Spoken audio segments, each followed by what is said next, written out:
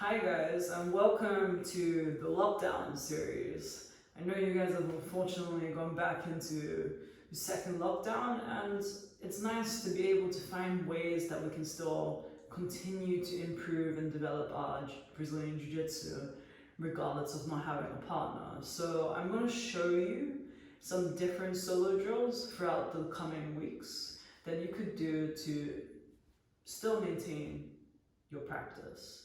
So there's numerous things that we could work on that vary between understanding footwork better and visualization. But for today, we're going to go through this specific footwork sequence and a concept of circularity that I'd like you to try to imagine your partner on the floor for this exercise, okay?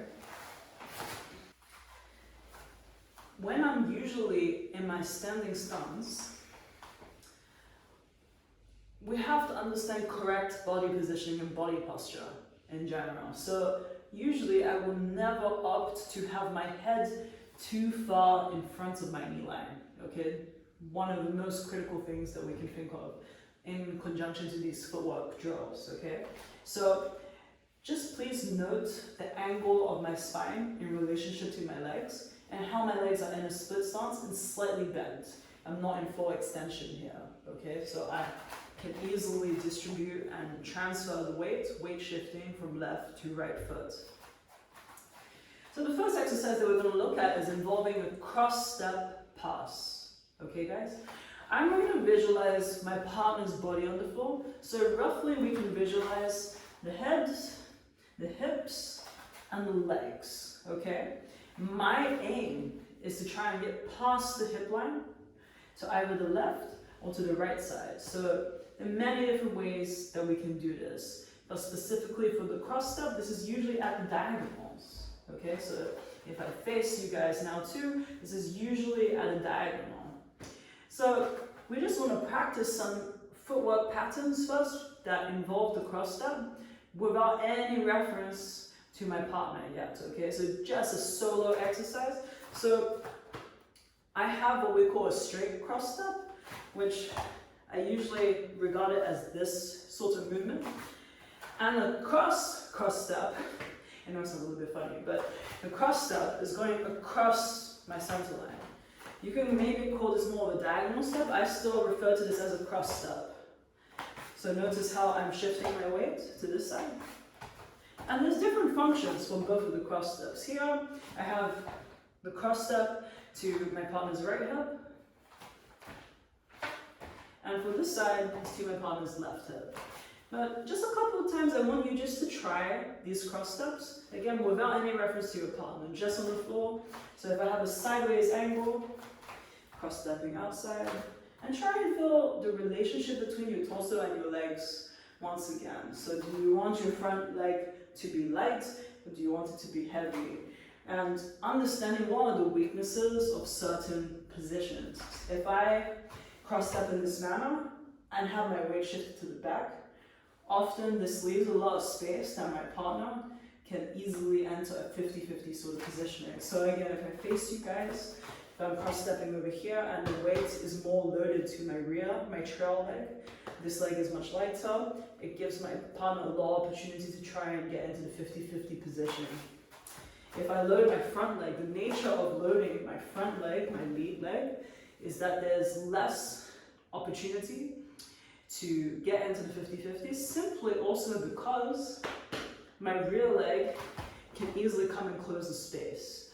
It's very easy for us to move into a different space. So just a little bit of side info that we can combine into the drill that will add and hopefully supplement your visualization process. So when you're doing these moves, you understand what scenarios you could be put into with your partner. So once again, cross step. You can do this like 10 to 15 times. Or easily just set a timer. I often just set a timer for 2 to 3 minutes. And I'm just practicing the movement whilst trying to think of where am I putting my weight? Is it the front leg? Or do I come more this way? For the cross step, usually I have two main variations that I like to practice. So one is more of an extended posture, that is more focusing on lifting my foot. And notice my knee doesn't go very high in the specific cross step.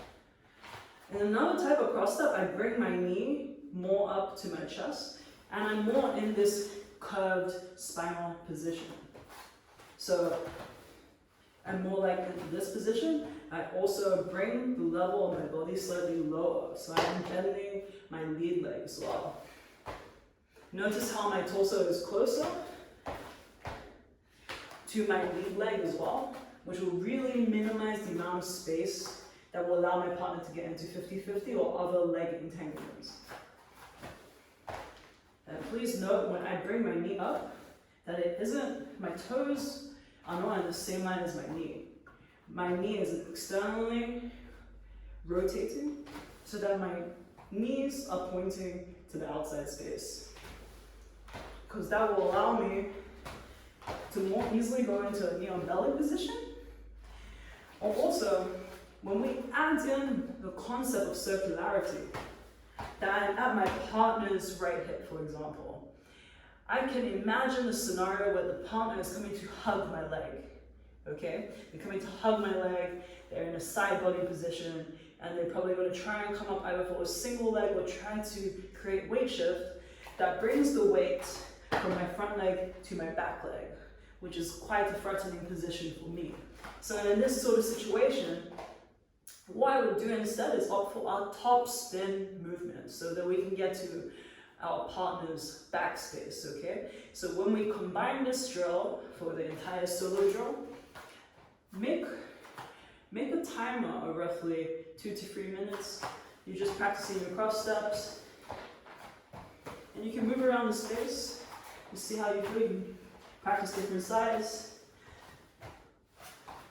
The next thing to look at now, for the second exercise, aside from drilling the individual cross step, bringing your other leg, your rear leg, to the front space. So we imagine our partner's head is roughly in this space. They're coming to hug the leg. What I'm going to do, I'm going to drop my knee behind their head. So I'm trying to create a full circle. Drop the knee, my arm comes across. So I'm imagining their arm, my arm comes across behind the arm, I load my weight. I spin, I'm still in this position. I'm going to allow this leg to come down. I grab my seatbelt and I sit back. And you can practice coming back up and try again. Okay. So try and do this drill in a few different orientations so you get to see the exercise really well. So again, just practicing the movement. You can combine the cross step drill also with the Flamingo exercise. Very exotic names, I know. So we all kind of know what Flamingo looks like, right? The Flamingo has me up like this. So what I'm suggesting to you guys, use your Flamingo to create a side shuffle position. But I'm imagining my partner on the floor again. They're in front of me. I'm trying to practice my guard passing. When I'm in front of my partner, my options to pass are often very limited. So instead of trying to continue to be in the frontal space, I'm going to bring my knee to my chest, and again, I'm still trying to create that curved spine in this position. So I'm here. I internally rotate my knee a bit, so my toes and my knee of my left leg are facing slightly inward. And I'm trying to step to my partner's foot line, okay? So if we imagine their leg on a diagonal, we have their hip, knee, and their heel, okay? You have two main choices, to either step at the knee line or to step at the heel / toe line, okay? Depending on the situation, depending on what you want to practice, they're both very useful.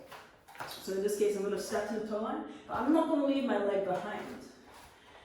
Step and shuffle. I always bring my trail leg with me. I want everything to be close to my center. So again, if I'm in this direction,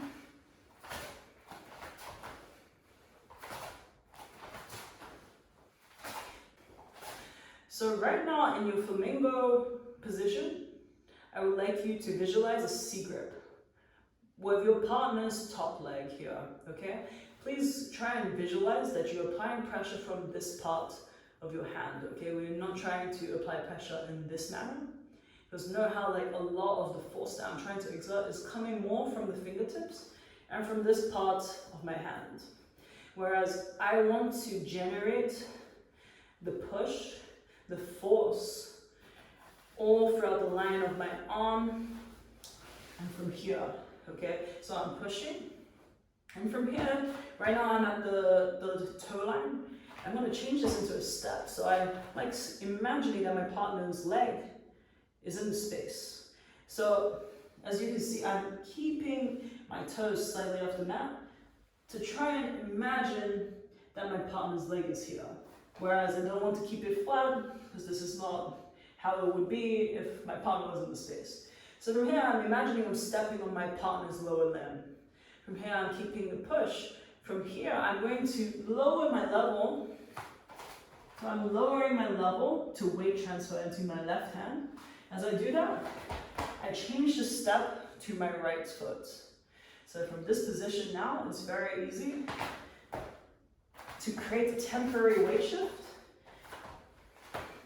that allows us to go back into the knee on belly position or any of our favorite guard pass positions. From a different angle.